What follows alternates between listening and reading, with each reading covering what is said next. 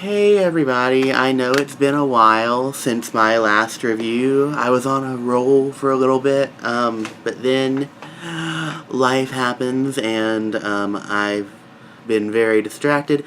But now I'm back, and this review is kind of self-indulgent, just because I'm going to review it because I saw it. But sadly you can't see the show I'm going to review because I'm going to talk about Shuffle Along. This was, oh lord, what number show is this? This was the 6th show I saw on my trip to New York. I specifically went to an evening performance so I can make sure I saw Audra. And I had one understudy. I saw Leo Ash Evans as Sam, Izzy, Carlo, Railroad President, famous celebrities, and international MCs. So basically just all the white guys. Which is kind of funny. So yeah. I guess I'll just kind of give you a little, backstory on Shuffle Along, the original, and just how it came to be what it is, and this production and everything. Back in 1921, the show opened Shuffle Along, and it was really, the first time that black actors and black entertainers were ever predominantly showcased, in a musical. It was more of a review because back then they were tinkering with, creating what we know as, the book musical, scenes and songs. So it was, a musical, more like a review.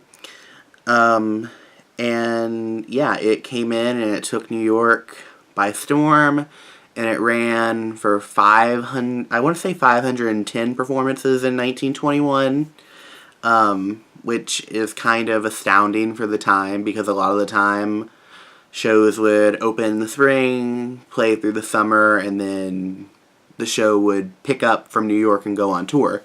So the fact that it played for so long is really just a testament to how popular it actually was. It had a couple not-so-successful revivals, and then it was sadly just kind of forgotten to history until Mr. George C. Wolfe, director of this production, came along and said, hey, this is a really, really important story that we need to tell, especially for the time that we're living in right now. So basically, the story of Shuffle Along, or the making of the musical sensation of 1921 and all that followed, which is this production. It's not what it's like a making of musical. So it's a musical, so it has songs from the original Shuffle Along to kind of help tell the story, but it's really a, musical about them making the musical, if that makes any sense. So the story basically focuses around the original musical's 4 creators, who were Effie Miller, played by Brian Stokes Mitchell, Aubrey Lyles, played by Billy Porter, Noble Sissel, played by Joshua Henry, and Eubie Blake, played by Brandon Victor Dixon. And then also in the story, you obviously have the original performers in the musical. So you had Lottie G, played by Audra McDonald, Gertrude Saunders, played by Adrienne Warren, Florence Mills later on, also played by Adrienne Warren. Then you had Ava, played by Amber Amon, and Maddie Wilkes, played by Amber Amon. Because a lot of the times the cast members were entering and then exiting. So yeah, and the show basically starts that these 2 songwriting teams, you've got Effie Miller and Aubrey Lyles, and they're their own kind of they're not I forget what they were. It's been a little bit. But they were just their own collaboration team. And they did the vaudeville thing. They were into doing blackface, which is really, really interesting that it delved into that. Because a lot of people weren't aware that African Americans were doing blackface. And they talked about the division between, like, light skin and dark skinned. And how, like, there was discrimination within the African American community. So that was really interesting that they delved into that, and that kind of played into them because they were, those people actually did do, like, blackface. And then you had Noble Sissel and U.B. Blake, and they were another kind of collaborating writing team, and they were more known for writing music, and they played the vaudeville circuit. So basically these two writing teams come together and they're like, hey, you know, it would be great is if we wrote this musical and it's going to be this great, awesome thing. And then they get Broadway stage legend Lottie G, sorry, it's late here, to be their leading lady. And then they get Gertrude Saunders. And they build this whole ensemble, and they rehearse. Then they take the show out of town, and there's a lot of trials and tribulations when they're taking the show out of town, because back before, a lot of the time nowadays, Broadway tryouts, if shows have one, they're just like one city for a month. But back then, from like the 20s through like probably most of the 80s, I would say. Maybe not most of the 80s, through probably the mid 80s, it was really customary for a show to do like multiple cities on its way to New York. So they encountered a lot of problems. There's a scene where they're at the bus station and they like don't have the money to buy the bus tickets to get to Philadelphia for one of their tryout cities. And then on the road it talks about like they're adding stuff and cutting stuff, and they're having some problems that they try to work through. And all that is basically happening in Act 1. Then at the end of Act 1, Shuffle Along opens in 1921. And then Act 2 is basically everything that happens after that. Hence the all that followed. So after that, basically, the writers go their separate ways, and they try all these different things. They have all these other shows, but nothing is ever equivalent to the monster hit they had of Shuffle Along. And I'm trying to think if there's anything else I want to add. Lottie G and U.B. Blake. Ugh, I said it again. Lottie G. Why do I keep saying G?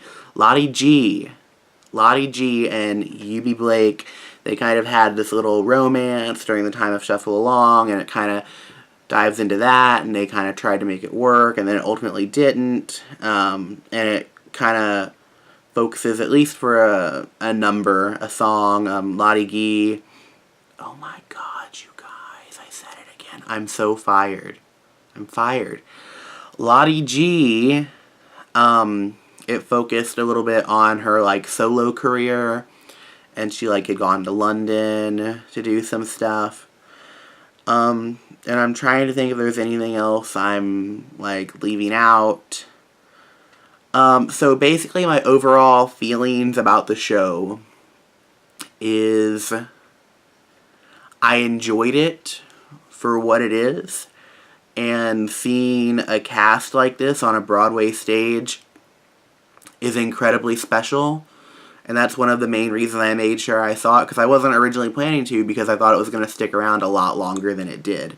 And it still is really a giant shock to, like, everyone that it closed so quickly. So, with that being said, I enjoyed it. I'm glad I saw it. The cast was phenomenal. But I feel like this musical needed an out-of-town tryout and just more time to marinate and brew. I mean, I will commend George Wolfe for what he did, because he took basically this hearsay story that, you know, he gathered from different resources and the songs from the original Shuffle Along, and he made them into this book musical that you can follow, and it has a storyline. So props to him for doing that, and it's a great effort. Like, right now, I think the show is like B minus, B plus in terms of like quality and writing, but like that's a lot. That's like really, really great, considering it literally came from almost nothing. It came from a story that needed to be told and songs from the show that was so important that everybody forgot about.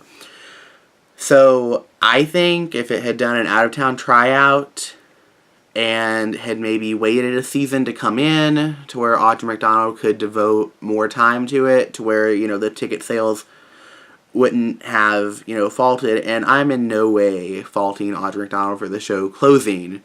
You know, they totally knew that she was going to be gone, and the whole blaming her thing is stupid. But like I said, if it had waited a season and she could have stayed with it and they could have worked on it so much more, the show could have been like a modern musical masterpiece, in my opinion.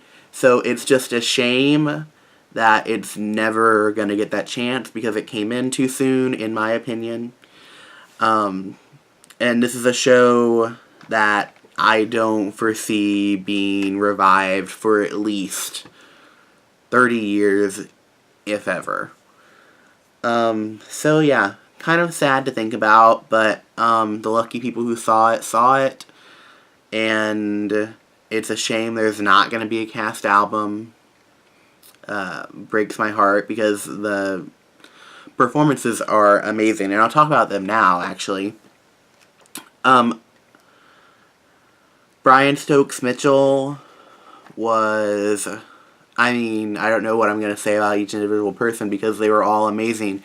Brian Stokes Mitchell has such a great, amazing voice, and you listen to, like, the Ragtime cast album, and you're like, wow, he's really, really great. Or me, I listen to him on Women on the Verge of Nervous Breakdown, like, a lot. I love that show. So seeing him live was really just amazing to me. And his voice is so...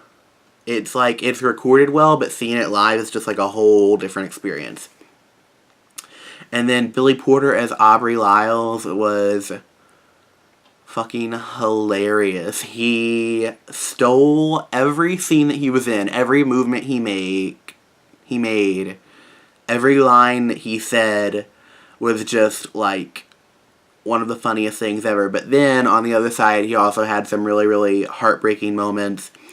And his Act 2 song, he basically gets the 11 o'clock number of the show, and I'm trying to remember what it's called.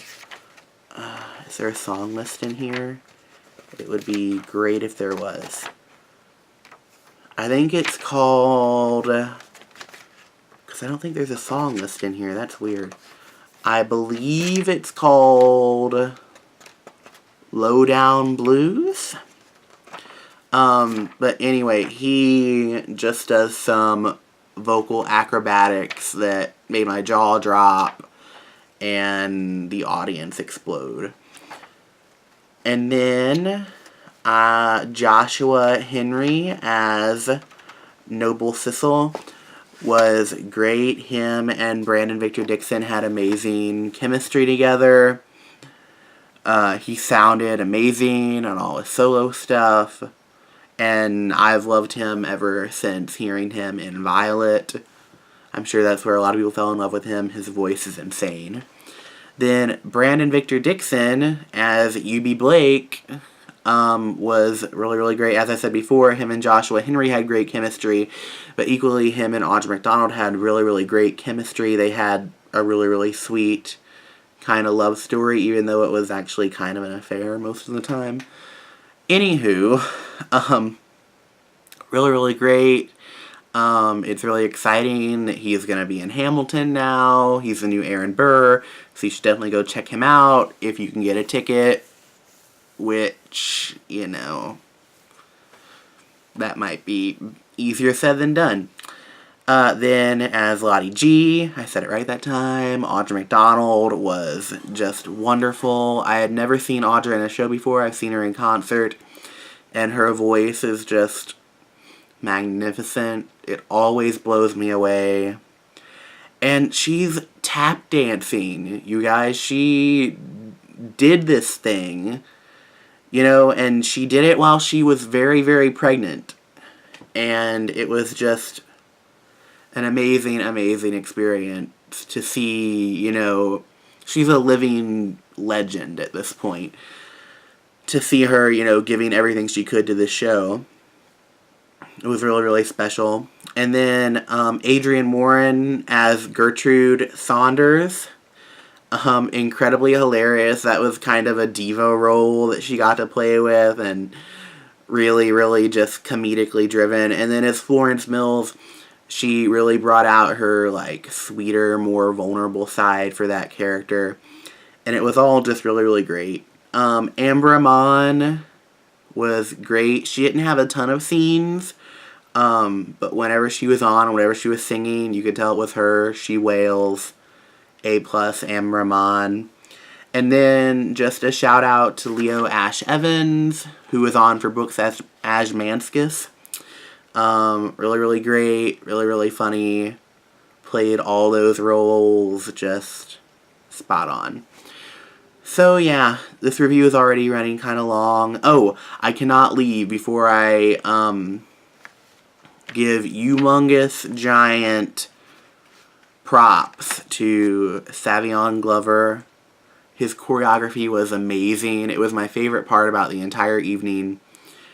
I'm a big fan of tap dancing. It was just like tap, tap, tap, tap, tap, tap, tap, tap, tap all night. And I loved it. So, yeah, like I said, it's a shame it didn't last longer. It's a shame it's not the show it could have been if it had had an extra year. I think things could have turned out a lot differently. So, yeah, I guess in just retrospect, I'm glad it's happened. I'm glad I saw it, but it is just kind of, I don't want to say depressing. Like I said before, I'll just use the same word. It's a shame that it never will get to where it could be. So yeah, I'm going to say goodbye. Bye.